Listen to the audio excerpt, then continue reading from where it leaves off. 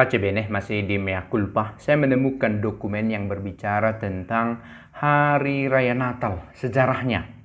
Oke, saya mau katakan para sahabat Katolik, saya pikir tidak usah terlalu risau untuk harus menemukan pendasaran biblis dari tanggal 25 Desember.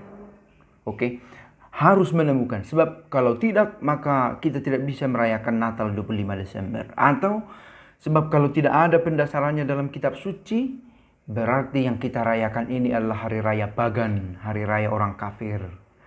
Saya pikir tidak ada tuntutan semacam itu bagi Katolik, ya. Saya tidak mau membuat ini supaya terkesan eksklusif, tetapi karena memang Katolik tidak memakai konsep sola scriptura. Maka catatan-catatan dalam perjalanan panjang gereja juga kita pakai sebagai sumber dari pengajaran iman. Oke, sejauh itu tidak bertentangan dengan kitab suci dan direstui oleh magisterium gereja.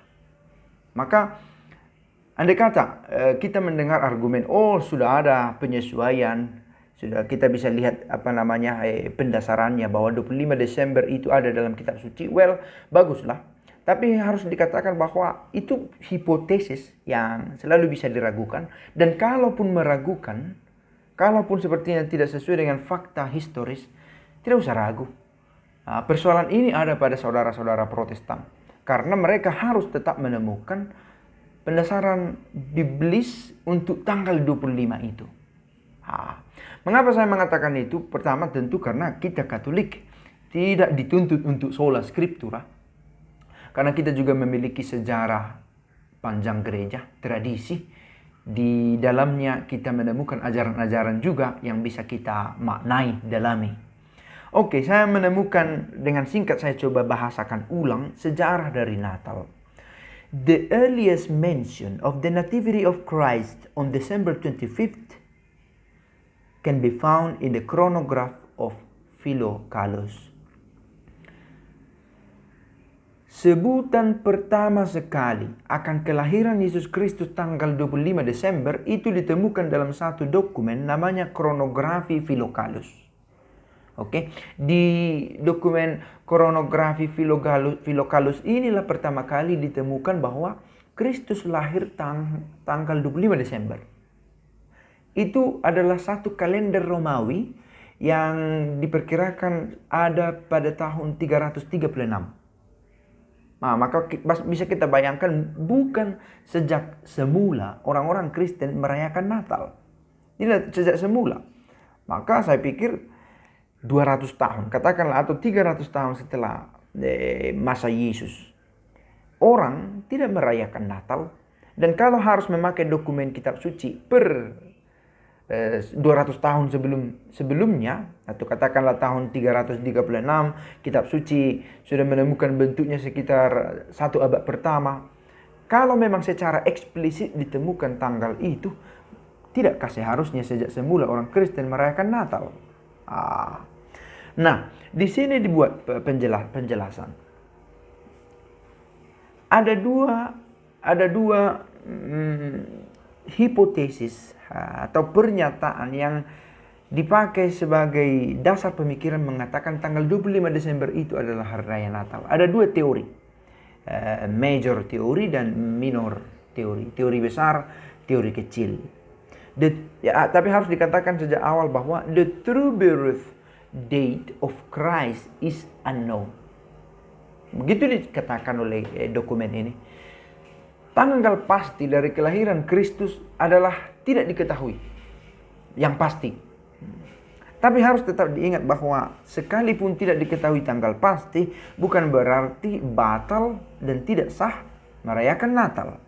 Oke, kita punya orang tua, kakek, nenek, ibu saya, tidak tahu persis Natalnya kapan, hari kelahirannya kapan. Tapi dia eksis, menempati ruang dan waktu. Maka bukan berarti karena tidak ada tanggal pasti maka tidak benar lahir.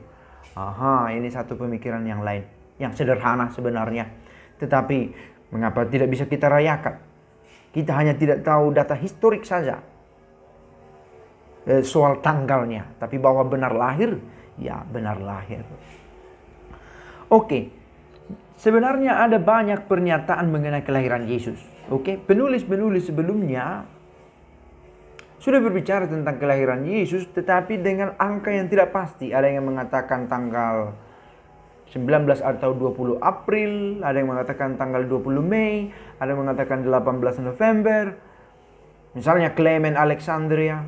Ada juga yang mengatakan 28 Maret, seperti dikatakan oleh satu dokumen bernama De Pascha Computus, tahun 243. Ada juga yang mengatakan Maret tanggal 25. Macam-macam. Jadi, dan orang ini bukan orang-orang sembarangan. Mereka hidup di abad-abad yang amat dekat dengan masa Yesus. Tapi oke lah, bisa dimengerti peristiwa 60 tahun lalu pun kita bisa kebingungan kalau tidak dicatat. Dan pencatatan tidak serapi sekarang. Kesadaran akan data-data tidak persis seperti sekarang ini pada zaman dulu. Orang-orang sekarang lebih aware atau lebih peduli dengan catatan data statistik. Dulu tidak seketat itu. Nah, ada dua dikatakan di sini teori. Yang pertama itu by the majority is known as the history of religions hypothesis. Hipotesis sejarah agama.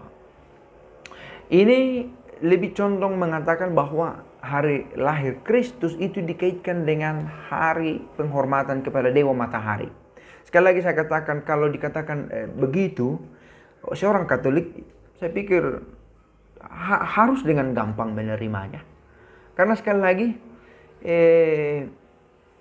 bukan sebuah keharusan, harus ada pendasarannya dalam kitab suci. Yang pertama. Yang kedua, kebijaksanaan, perayaan iman, katakanlah begitu, yang berlangsung dalam perjalanan panjang sejarah gereja, toh menjadi bagian dari tradisi yang adalah juga sumber pengajaran iman bagi kita. Nah, kalaupun dikatakan yang pertama ini ada tiga hipotesis dari ada tiga argumen dari hipotesis majority ini. Pertama, Desember tanggal 25 was the date of the winter solstice, titik balik matahari, menurut kalender Julian. Oke, tentang ini kita bisa bicara lebih panjang lagi tentang penghitungan waktu dalam tradisi Romawi. Tetapi ini berkaitan dengan hari titik balik matahari. Dan mereka termasuk solar monotheism. Orang-orang kekaisaran Romawi dulu menganggap penting matahari, memandangnya sebagai dewa, the sun god. Dan 25 Desember dikenal sebagai the birthday of the sun god, yang kemudian dikristenisasi, disantifikasi menjadi perayaan orang Kristen. Maka Kristus dibuat, karena dia sudah melampaui dewa matahari, Kristus dibuat lahir tanggal 25 Desember. Yang saya katakan ini bukan pemikiran saya, dokumen yang berbicara. Lalu kemudian, since the Nativity Feast was instituted no earlier than tahun 243 sampai 336,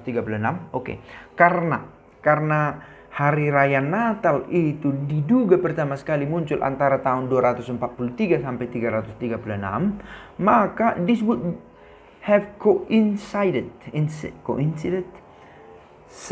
serentak sejalan dengan kebangkitan dari penghormatan atas dewa matahari tadi. Maka masuk akal bahwa memang 25 Desember itu berhubungan dengan dewa mataharinya orang Romawi.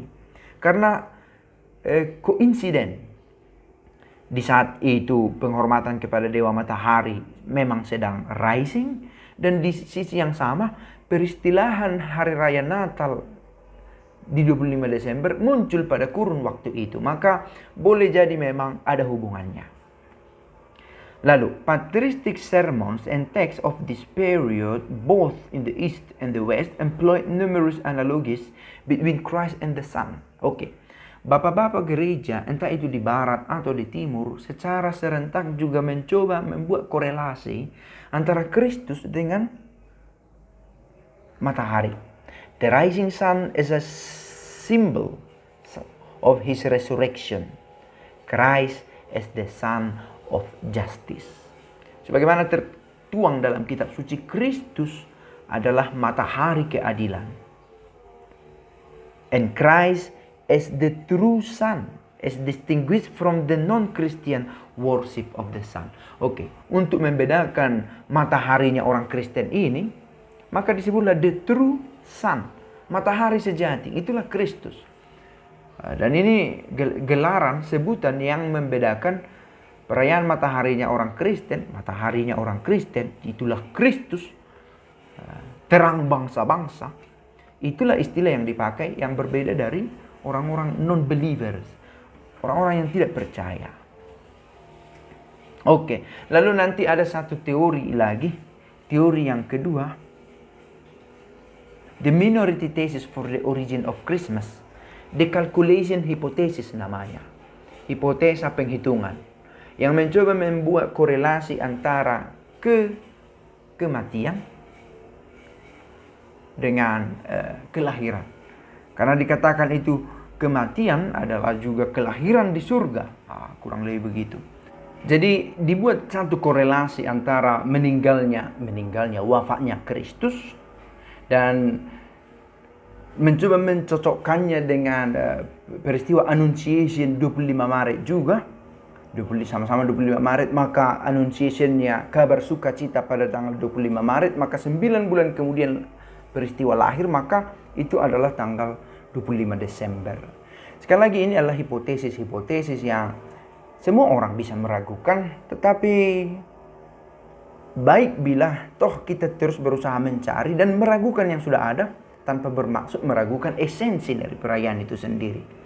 Kristus yang lahir, berarti Kristus yang hadir, Allah yang benar-benar menyapa umatnya. Saya pikir ini video singkat yang mudah-mudahan berguna dan pace bene.